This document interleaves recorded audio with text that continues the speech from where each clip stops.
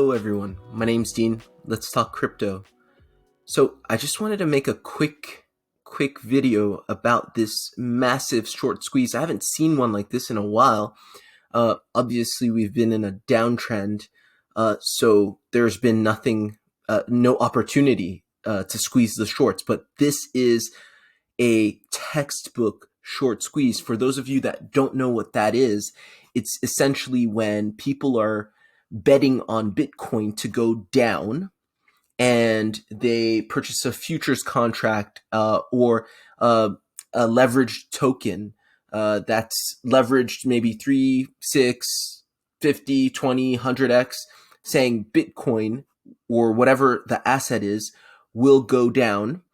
And if it doesn't, what happens? They get liquidated past a certain point, meaning they have to sell their position and then buy back the tokens or whatever the asset is, in this case, Bitcoin, at the actual price.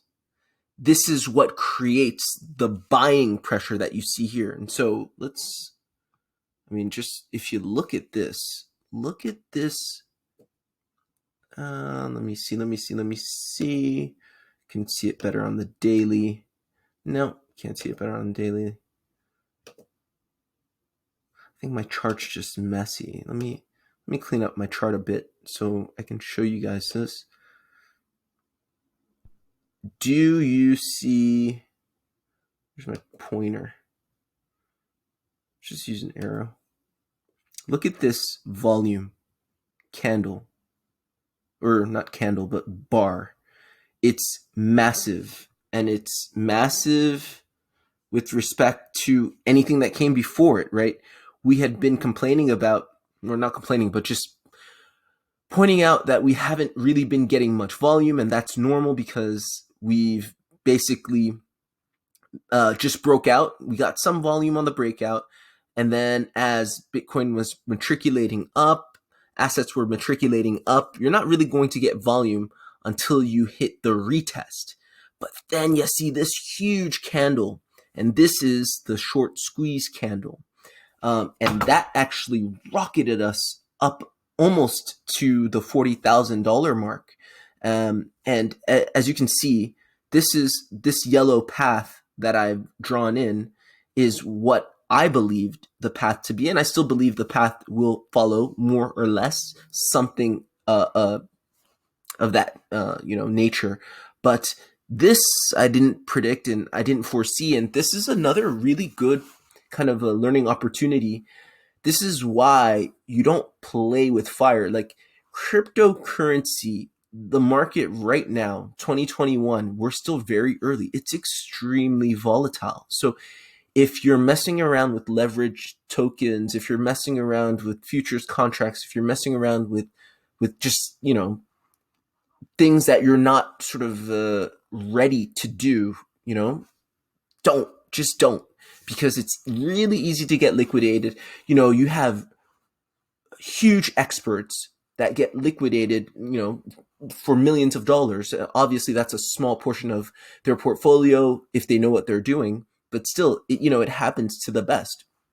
So if you're really trying to build wealth, which most of us are, spot, meaning, you buy certain positions, you hold, and you make long plays. And what I want to do with this channel is really share whatever education that I've gleaned up until now. And one of the most effective strategies I've learned is you make a nice entry, you buy and you hold. And one of the best ways to buy and hold is you stake, you earn collateral, or you compound your interest, right?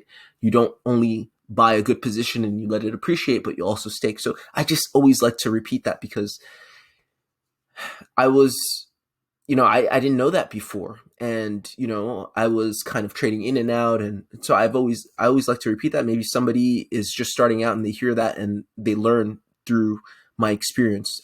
But, I still do trade. I trade a small portion of my portfolio. But if you're going to trade, you got to use a stop loss. You got to know kind of what you're doing, because this kind of thing happens. and it catches even the best people unawares.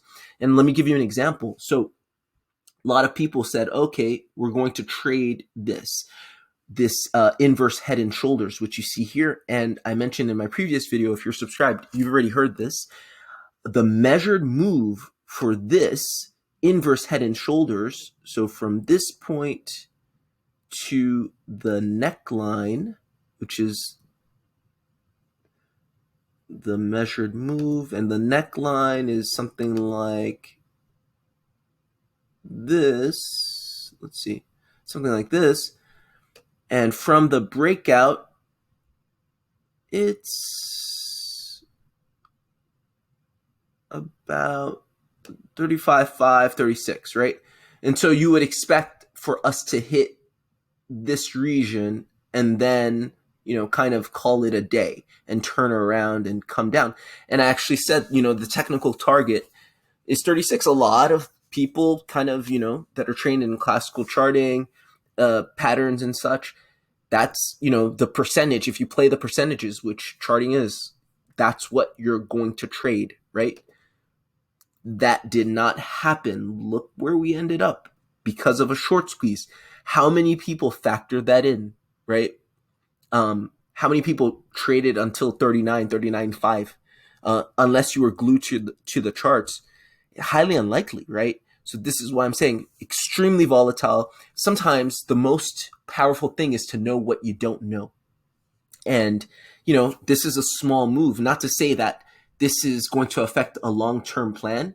Still, whatever comes up must come down. So that's why I'm not changing my sort of long-term play for my entries in Bitcoin or any other asset. I still do believe it has to come back down to this point, and this is the point I would make my entry.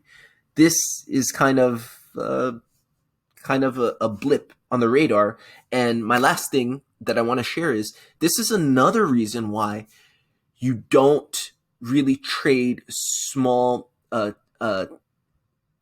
time frames, right? They're not as reliable. So let's go back to the daily, and if you're subscribed to this channel, you must you must be kind of used to me always going into the daily or 4 hourly or 8 hourly. I seldom ever go into anything below the 4 hourly because I want this channel to be as practical as possible. Share my entries, share my strategies, and my strategies are made on larger time frames. Sometimes, I start with the weekly, go into the daily, go into 4 and 8 hours just to see patterns better sometimes.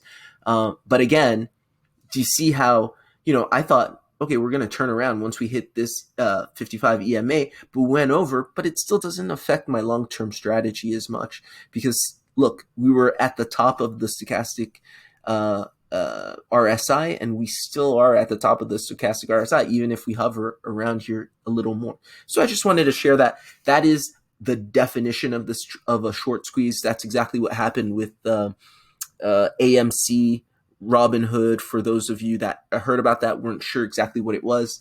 Again, I always say that the most valuable thing that you will gain from being in any cycle, being it bear or bull, is your education. And you can take that and you can leverage it into millions of dollars eventually if you just stick with it. So, just keep learning, and the market keeps teaching you every day. And that's one of the reasons I love this, because I just, that's cool. Like, wow, I saw it play in real time. I just so happened to check the chart. I'm always checking the charts. Who am I kidding? But I just so happened to be looking, and I saw it like pump, pump, pump, pump with no volume. And then all of a sudden, this crazy amount of volume. But then here, last point, look at the daily, right? So the daily candle, I'm in the DC area, the daily volume, or sorry, the daily candle started printing at 8 p.m. DC time. So we're pretty much just 2 hours into the day when you count this candle, and look at the volume. So the volume on the higher time frames are more, they don't factor in as much noise. And do you see what I mean? Whereas if you go back to the hourly time frame, look at that candle, or sorry, that volume bar. It's just, a huge deviation there. That's another reason why higher time frames are more reliable, because they don't show as much noise. And this is a quintessential short squeeze. Look, no volume, no volume, no volume, no volume. Where's all this buying pressure coming from? It's coming from people forced to buy as a result of having been liquidated. They're forced to buy as a result of having been liquidated, or having hit their their stops, their stop losses. So their stop losses automatically sell sort of the position, and so yeah, they have to buy the token at whatever price. So that's interesting to me. I hope that was interesting to you. I hope you learned something. If you like this kind of content, definitely like the video, subscribe to the channel. I like to share these kinds of insights that I have and that I come across. And hopefully you're doing well. Hopefully you're not getting wrecked and you're being safe.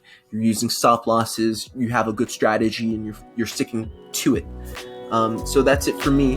Talk to you tomorrow. Bye.